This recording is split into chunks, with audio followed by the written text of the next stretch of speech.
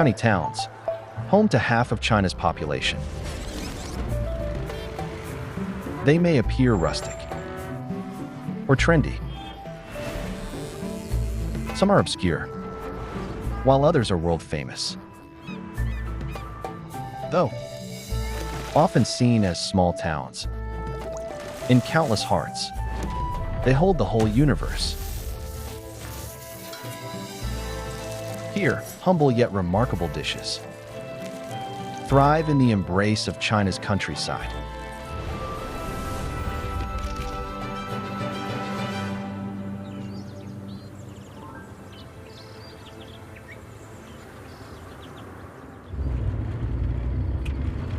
How many geese are there?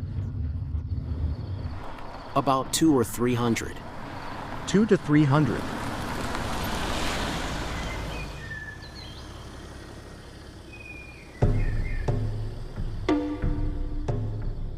In this county, nature's gifts are often just around the corner.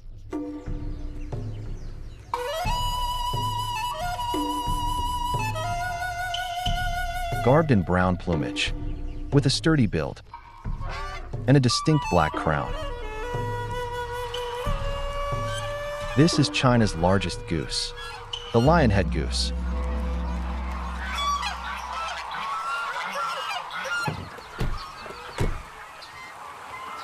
Check out their feet. Lionhead goose has shorter feet. Boasting a decade of experience in poultry breeding, Lin Shanhong is one of Raoping's leading goose experts. For the past 6 months, he and his apprentice Wang Shuan have been scouring the county to find the king of geese. If it meets the standards of lionhead breed, I'll spare no expense to get it. Over 2 centuries ago, locals developed this breed from larger wild geese. The lionhead goose is 2 to 3 times larger than the average domestic goose. But what exactly defines large? Lin and Wang have specific criteria for that. Rib is about 21 centimeters, keel bone 20 centimeters, and oblique carcass length 33 centimeters. 33 centimeters, oblique. They stretch the neck to measure dorsal length and carefully evaluate the fleshy webbed feet, noting tibia length and webbing circumference, etc., all to ensure the goose meets pedigree standards. The lionhead goose specification chart on Wang's phone originates from the 1976 Guangdong Livestock and Poultry Resource Compendium and remains in use today. Unfortunately, this one's not up to standard. Okay, Sorry, we'll be leaving then. Thank you. cooperation is key. Sure.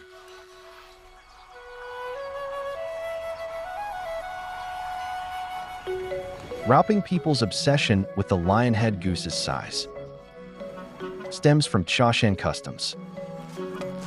During the 8 grand ancestral worship festivals, a whole goose is presented, uniting families in celebration. Its large size expresses respect and filial piety. This tradition, where size equates to value, has been cherished for centuries. This pot of broth is our lifeline. The ingredients always include galangal, garlic, fish sauce, sugar, and salt. Even offering delicacies, like braised goose, follow the rule that deliciousness is key. After 130 days of rearing, lionhead geese reach a growth plateau.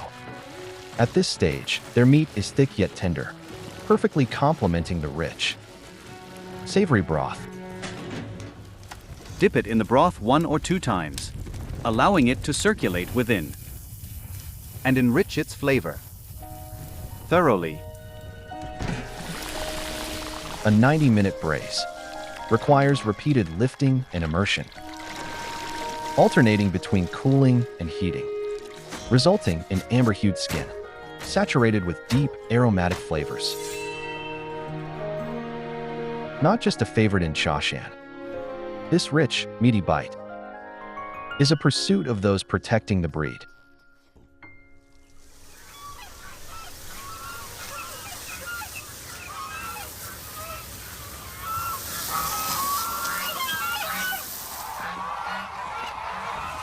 This is number 3 in section 11. From egg to adult, every goose here is reared according to its lineage.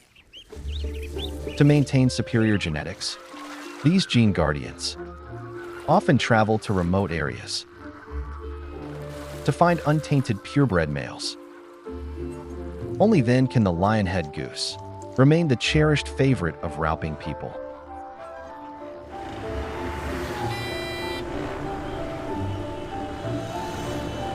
From village to town, it's a half-hour's journey.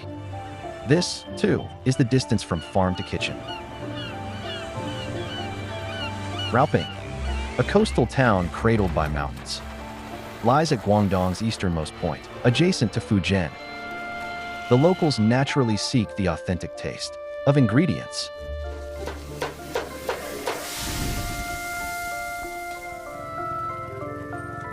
Being where the lionhead goose originates, Raoping people are proud to braise goose in clear broth. We begin slaughtering at 6 a.m. daily, and then take them to the shop for cooking, guaranteeing fresh goose meat every day.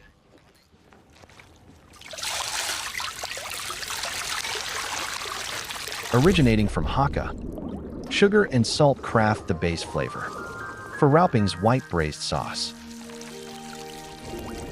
To keep the large geese tender, locals add a touch of vegetable oil for richness.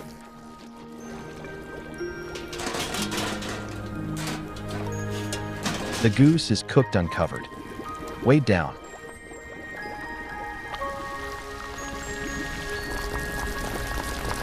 To ensure even cooking.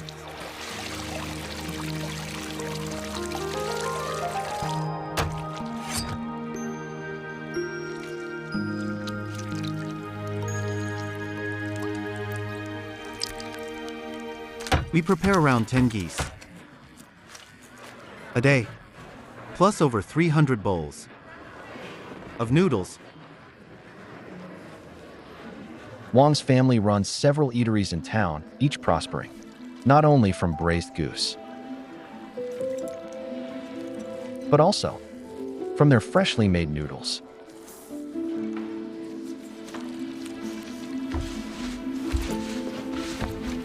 High-gluten dough, kneaded with a touch of edible alkali for elasticity, is just the beginning. What sets them apart is this unique step.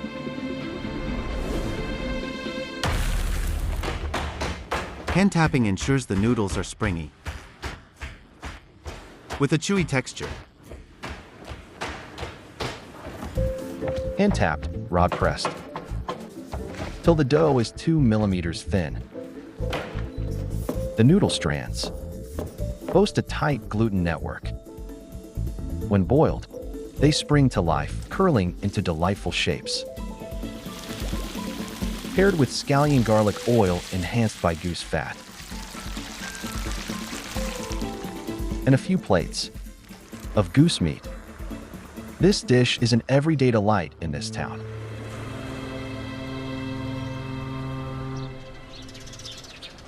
Yet these ingredients are also venturing beyond their home, introducing new flavors elsewhere. Wow, goose rice smells amazing. Try some.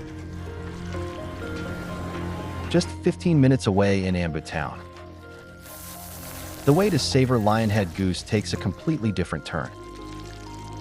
It was once a vibrant port for immigrants bound for Southeast Asia. Today, satay and curry brought back by returning Chinese are artfully blended with tender local goose, creating a unique fusion that captures Ambu's culinary charm.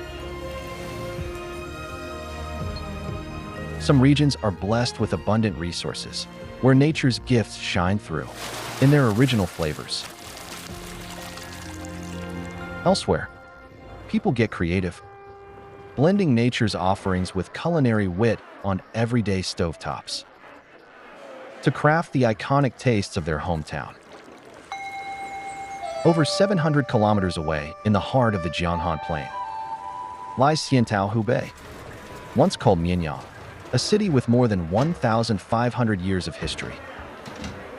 Why are its residents so fond of steamed dishes? Ms. He, What can I get for you?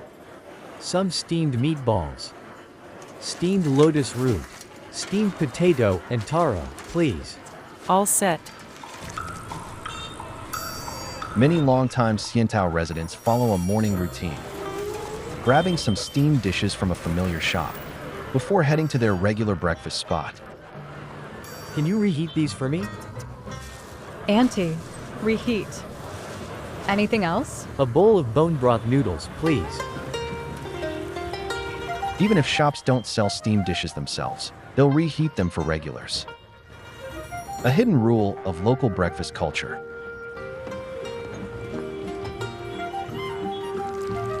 Steaming is a beloved Chinese cooking method that has thrived for thousands of years.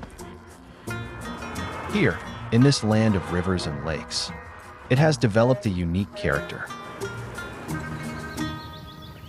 Despite being a fertile land, Xiantao often faced floods, which affected rice yields. Locals cherished every harvest greatly. Broken rice, left over from milling, is ground into rice flour to coat seasonal ingredients before steaming. This ensures even cooking and retains the natural flavors. Over time, it evolved into a delightful trio of steamed vegetables, fish, and meat, known as Mianyang 3 Steams. Today, Xiantao's steamed dishes go well beyond these 3.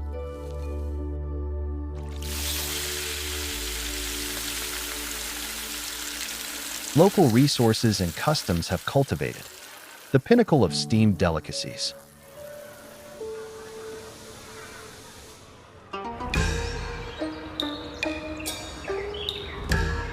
Nature has sculpted the local flavors, while food, over the years, retains the town's history. Lianzhou lies at the intersection of Guangdong, Guangxi, and Hunan, where diverse cultural traditions give rise to distinctive cuisine. At 2 a.m., headlights illuminate the beginning of a day's work. We've been in the beef butchery business since my grandpa's time. I'm the 3rd generation. My dad the 2nd. He's been doing this for over 30 years. Wu Yutao runs the shop with his father, uncle, and aunt.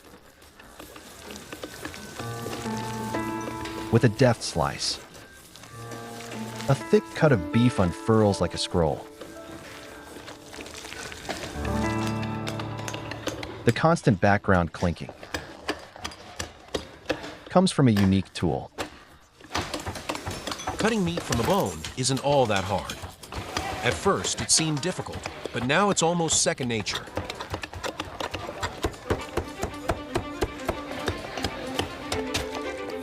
A small, sharp pickaxe is a multifunctional tool, chiseling, scraping, cutting, prying cleanly, separating meat from the bone.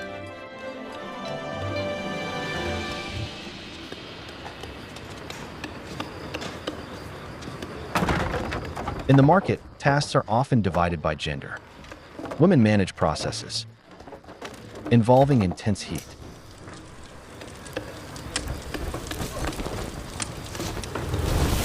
Beef fat is not only used as fuel, but also smeared on grills to prevent sticking and enhance the beef's aroma.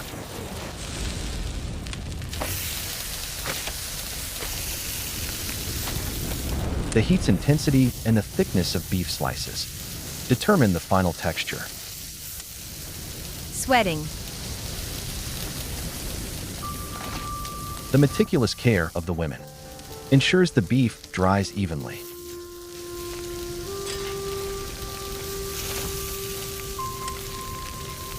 Without seasoning, it's smoked with firewood. Different cuts need varying heat. Yet all result in a crunchy exterior and a juicy interior, cooked to about 70% doneness.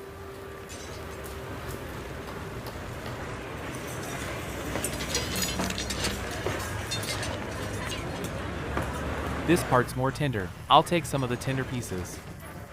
Okay. The Wu family has preserved the art of jerky making for 3 generations, though the tradition dates back much further.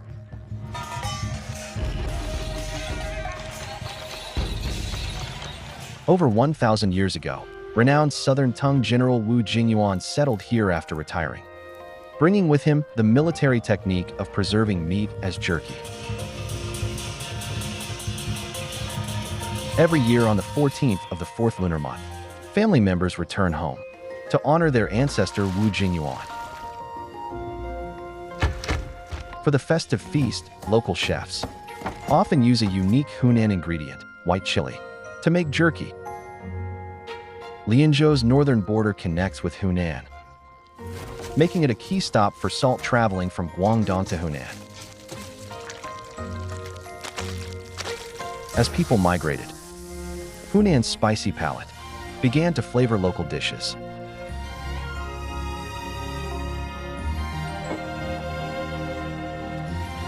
Centuries of history and Lianzhou people's traditions are encapsulated in the vibrant, spicy Tinder bite, preserving the memories of this small town through the passage of time.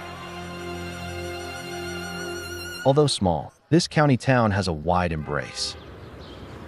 Delicacies from afar have settled here, taking root and flourishing. Coffee, with its modern urban vibe, has found its own place in this town, which boasts over 30 unique coffee shops, along with some unique spots, marrying the local with the exotic. The mushrooms and fries are ready. Serve them up quick. Savor your iced coffee with spicy fried treats. Time flows gently, at its own pace. Today, Binchuan County has become a must-visit for coffee enthusiasts nationwide. But the true treasure map leads deep into the mountains.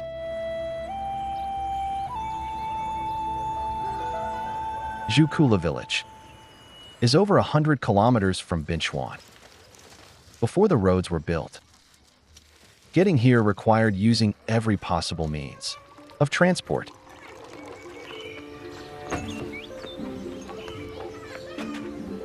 Yunnan people have always loved tea. But here, each morning begins with the rich aroma of coffee.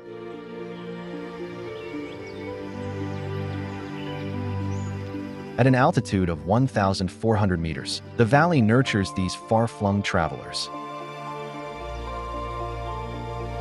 Bourbon and Typica, two of the world's oldest coffee varieties.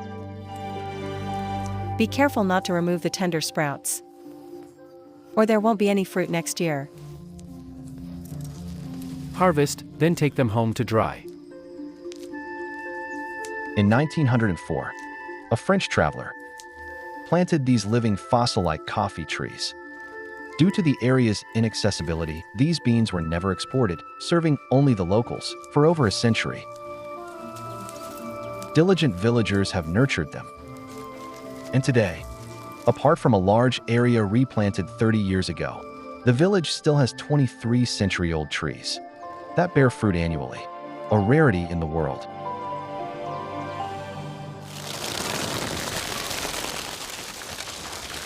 Sun-drying fresh coffee cherries is a globally accepted practice, and Zhukula is no different. Yet local life during work breaks offers rare insights. Watching you smile makes me smile too.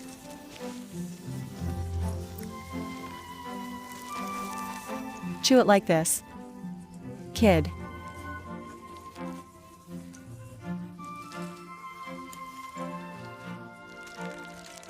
Though thin, the coffee cherry's flesh is pleasantly sweet.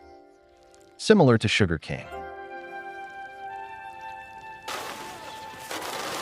As they dry in the sun, transformation begins.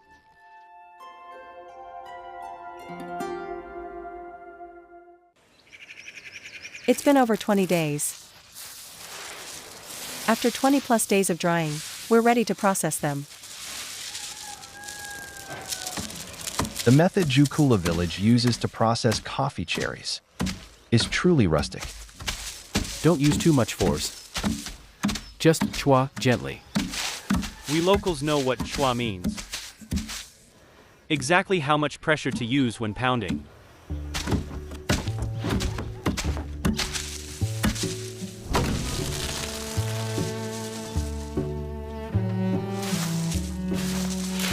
Bamboo sieves, earthen stoves, and unexpected pinches of salt blend rustic charm with the guest from afar, creating a harmonious fusion. The coffee aroma is coming through now. So fragrant.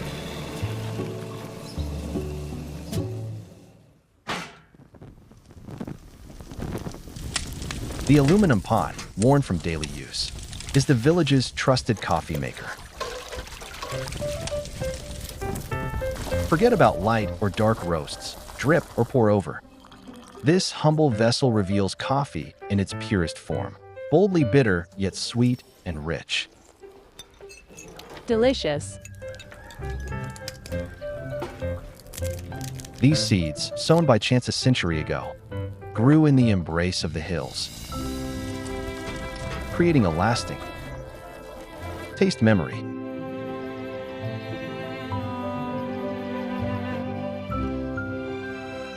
These distant flavors journey through time, balancing life's ebbs and flows, leaving a comforting aroma on the palate. In this small town between China, North Korea, and Russia, daily border traffic flows with international faces and tons of trade goods.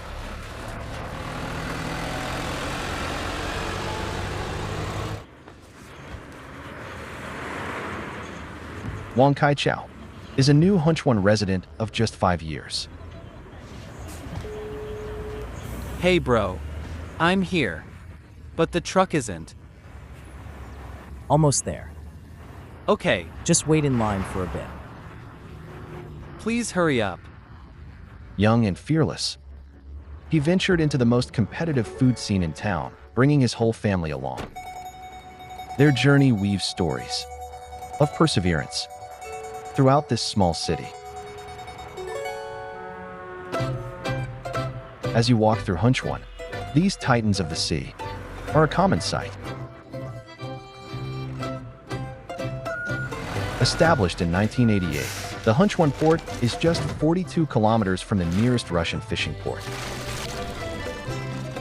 Every year, over 1.5 million king crabs caught in the North Pacific arrive here before being distributed nationwide. Thanks to this abundance, king crab has quickly become a beloved local delicacy.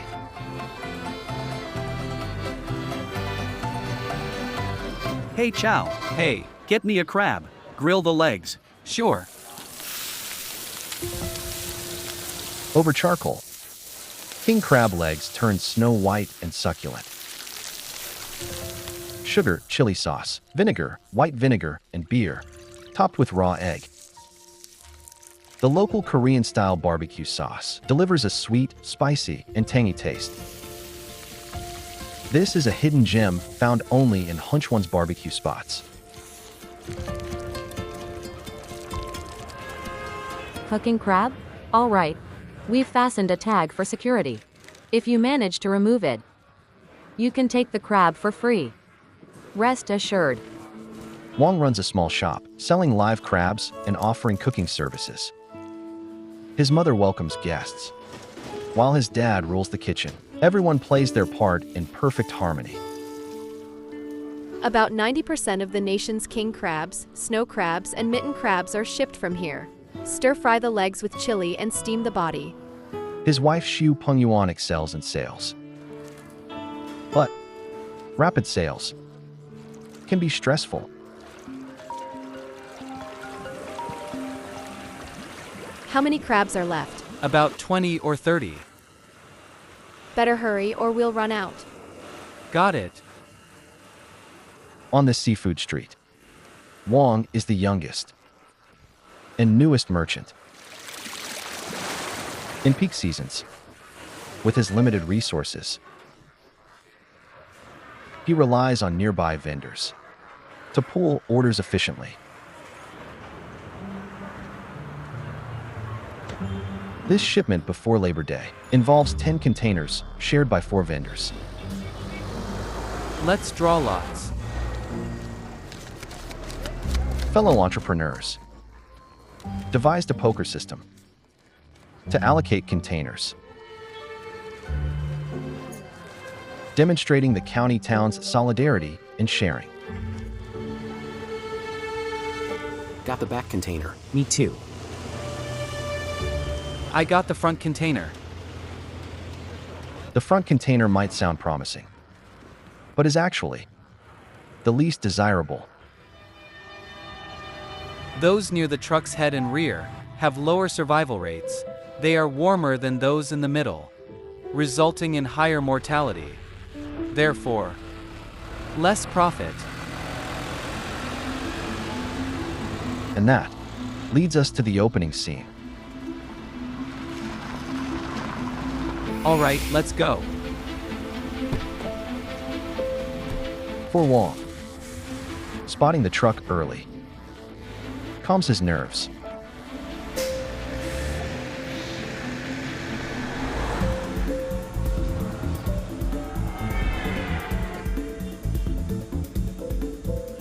Being assigned the innermost container means he unloads last.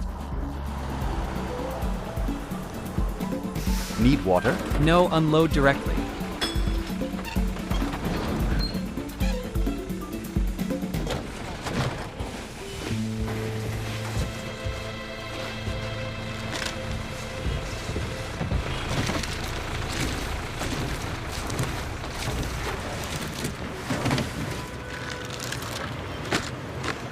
How's the haul?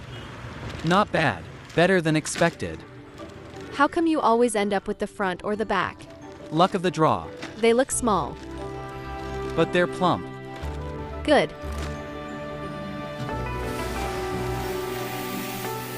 A rocky start, Let's box them up. but a satisfying end. This market-to-table seafood shop may lack the grand dining flair, but we all know that the finest ingredients shine best with simple cooking methods.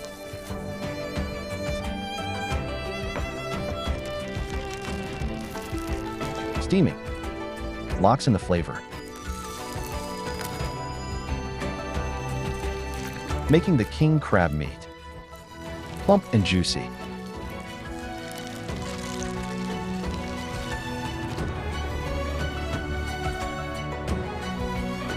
Holding it like this, so you can hide the broken parts. Snap all you want. You made this prop? Yes. In this border town, young families and rising streets grow together. Meanwhile, other county town craftsmen take their skills on the road, spreading their hometown flavors far and wide. Some towns are more than just names. They feature prominently on restaurant signs, thrive with urban growth, feeding hungry souls.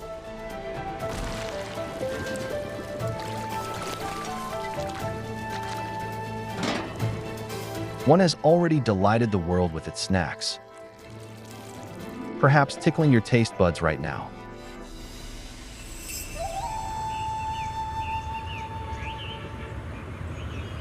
How can a small town be renowned for its snacks? The answer might be found in the origins of Shaxian snacks. Yubong village in Xiaomao town, with its vast fields, served as the first settlement for Hakka migrants moving south, and is celebrated as the birthplace of Shaxian snacks.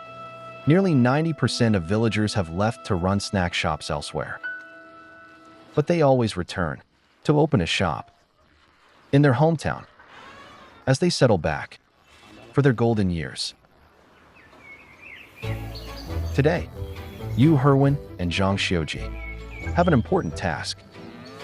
Fry those ingredients. Pour the oil into the can first. The village is hosting a small birthday feast with a sweet dessert as the highlight made by this duo. Smaller is better. Here in Xiaomao, we serve xiao mai to our in-laws. It's an important part of our gatherings. Though xiaomai is found nationwide, Xiaomao's sweet xiaomai stands apart. Filled primarily with lard and sugar cakes, it reflects the Hakka agricultural traditions. Rinse this seaweed and wring it dry. If you don't, the cake won't absorb the oil properly. Xiaomao lies in the mountains, far from the seaweed's home. Shaxian got its name from the Shaxi River running through it. Once, a vital link to Fuzhou. The river brought here dried seafood, which blended with local agricultural traditions, igniting a culinary revolution in snacks.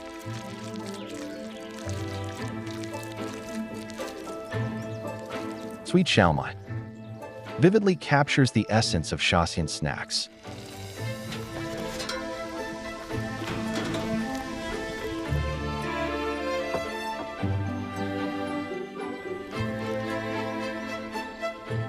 The Hakka people's pastry-making skills have evolved over time, creating numerous classics. Dumplings, xiaomai, and meatballs all showcase this mix-and-match magic of northern and southern ingredients in a free-spirited harmony. In the 1980s, as people ventured out, they carried this sturdy resilience to all corners of the country. We ran our business for 6 or 7 years in Fuzhou, 2 to 3 years in Shanghai, and 4 years in Kunshan, 14 years in total. We adapted to local flavors. Sweeter in Fuzhou, lighter in Shanghai. Each place has its taste tweaks.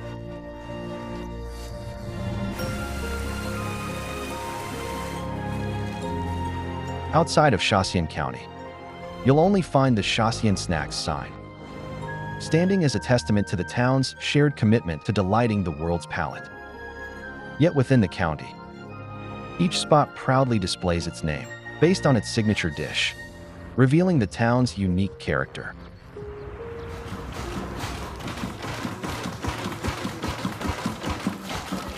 In Shaxian's old town stands an old ancestral hall that also serves as Wang Jingxi's bustling workspace. To make the dough transparent, you must press it repeatedly. Folding, pressing, and dusting with cassava flour for 2 hours. Bring over the vermicelli. In the adjacent old kitchen, hostess Zheng Jialan also stays busy. Typically, sweet potato vermicelli is a texture enhancer. But here, it takes center stage. Joined textile mill in 1985. My mother-in-law urged me several times to take over her role. 2 or 3 times. Textile wages were low then. Once I chose this path, I committed myself fully. It's been 33 years now. Over the past 33 years, the shop has repeated the same routine daily. With a no leftover policy, they feature fresh pork leg as one of the ingredients, cut into generous chunks and seasoned with local soy sauce. adding a vital touch before wrapping.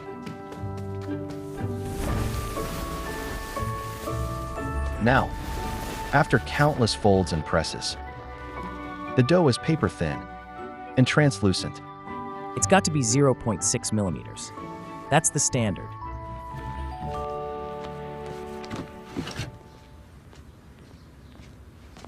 Hurry, we're running late. Coming. Let's go.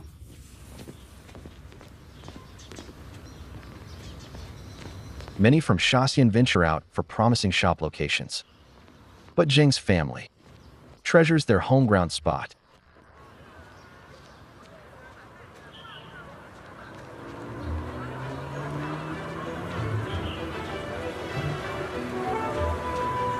A stroll through winding alleys reveals a vibrant, modern city.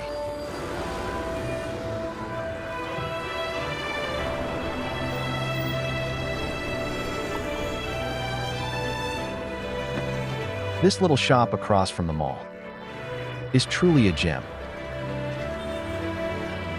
One serving is 10 yuan.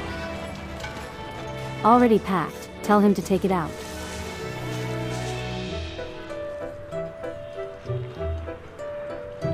Carefully wrap vermicelli and pork in the dough. Give a gentle squeeze, and a walnut-like ball takes shape.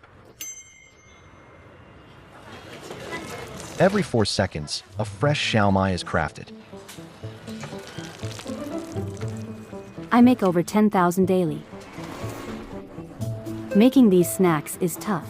It requires patience and hands-on care. She still finds time for a chat, thanks to her daughter's help. My daughter has a knack for this. She works with great dedication, combining the best qualities of both of us. A year ago, her daughter quit her formal job after having a child to join the family business. She almost won an award. Remember? Last year, in that chef competition, she came in 4th. Just missed the title of Shaxian model worker by a hair. She was so close. It was her first try. A mother always sees greatness in her child. But being competition ready in a year does point to talent. The shop runs at a brisk pace, with a multi-drawer steamer, enabling continuous 15-hour service.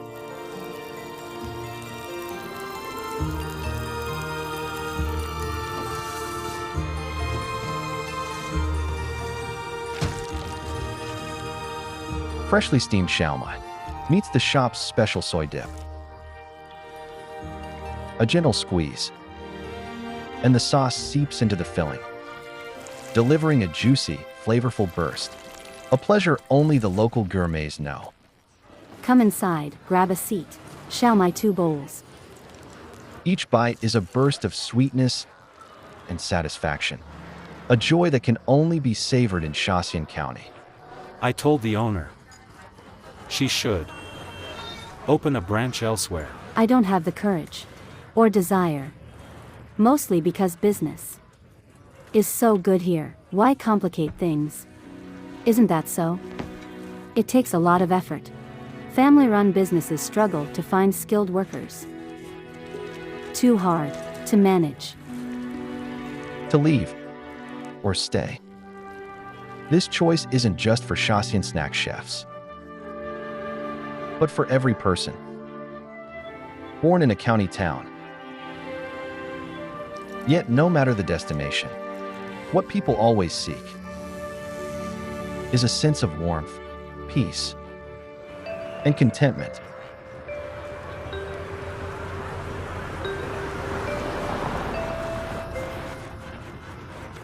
I had class. I had Chinese, math, and English classes, and played fun games. How about you? During exercises, we played tag and saw some climbing plants. Papa.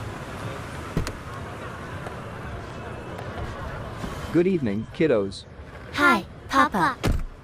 How was your day? Good. Are you ready to go home? Yes. Okay.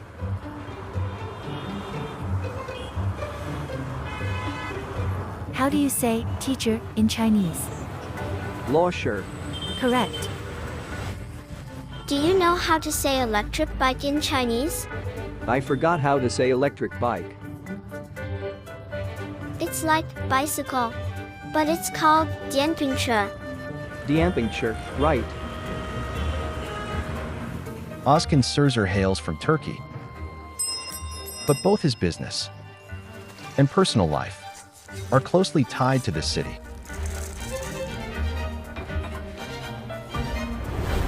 Since the 1980s, the people of Yiwu have leveraged their entrepreneurial spirit, embracing international trade with open arms. This welcoming city has now attracted over 300,000 foreigners for trade and living, becoming their second home.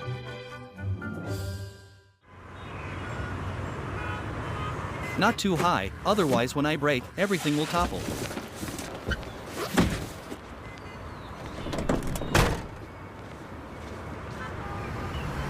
Since leaving the army, I've been in Yiwu, selling Chinese culinary ingredients, as more foreigners moved in, and more international restaurants opened. I thought, why not supply them with imported ingredients too? Following Liang Wang on his deliveries feels like touring a world culinary museum. Yiwu hosts more than 40 international restaurants, with owners from 16 countries and regions, notably featuring Turkish cuisine.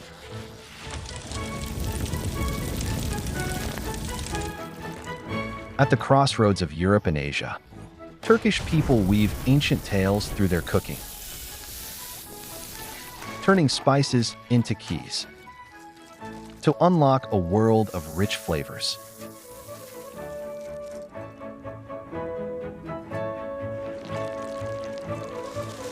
Turkish desserts are like culinary love letters. The vibrant green of pistachios, drizzled with sweet syrup, cherished royal recipes, carry timeless sweet memories in every delightful bite.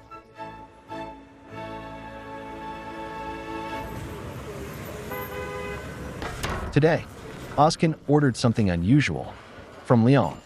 Here's the Chinese doubanjiang you ordered. Okay. Check it out. Wow, smell nice. I like spicy, that's why it's not having any problem. I like the way the cooking and the way the eating and you put it in the sauce and you taste it. That make it so special. It make me, different than others. What sparks will Sichuan doubanjiang produce when used in Turkish dishes? Özkan plans to find out with a lamb leg rice dish. You can say 30% or 40% of all food, we keep the original taste, but some of them, I change it I want to make it the Chinese taste. Like we have some spices, Chinese spices on it.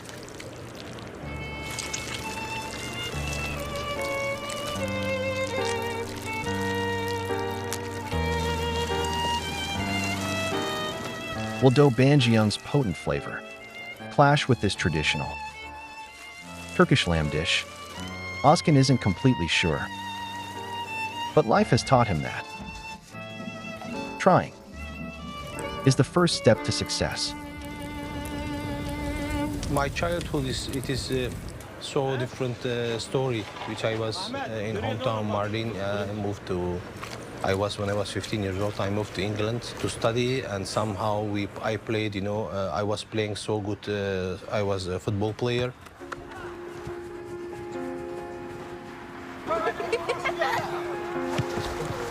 Özkan's early highlight was his sports career. However, a sudden injury forced him to give up on football and seek a new path. I decided to do something. In that time, my brother called me, he told me, would you like to come to do business in China?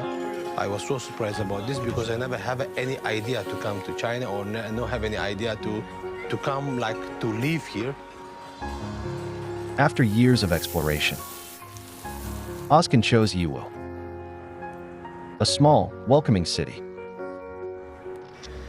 Life is so much surprises, and I was just married with my wife, and I find myself in China doing business. I love what I am doing. I love the cooking.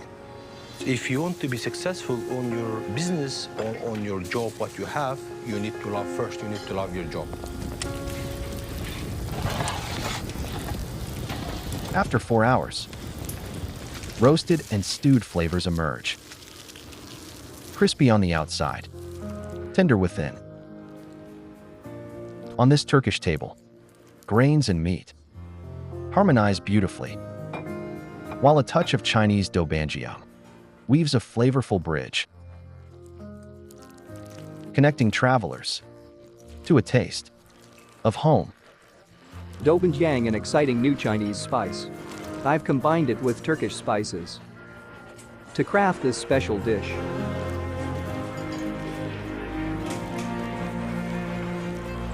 Coming to food.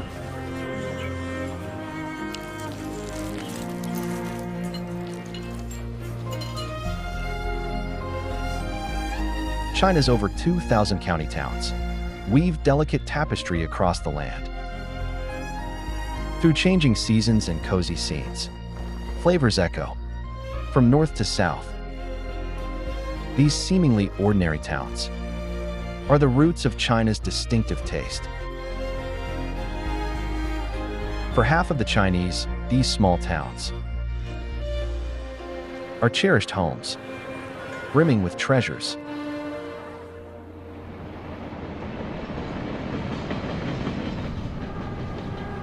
Today, I'm going to show you a local delicacy from my hometown. Want some beef blood soup? Your childhood favorite? Yes. What's this? Shenzhong's green bean jelly. This is our classic brand from Punxi County. My favorite Xionghe meat pie. Our county may be small, but there's plenty to eat. We're here. As soon as I arrived, I felt hungry. Take your time. Bye, Auntie. Goodbye. Quite a journey, but I finally made it back to Shanxi.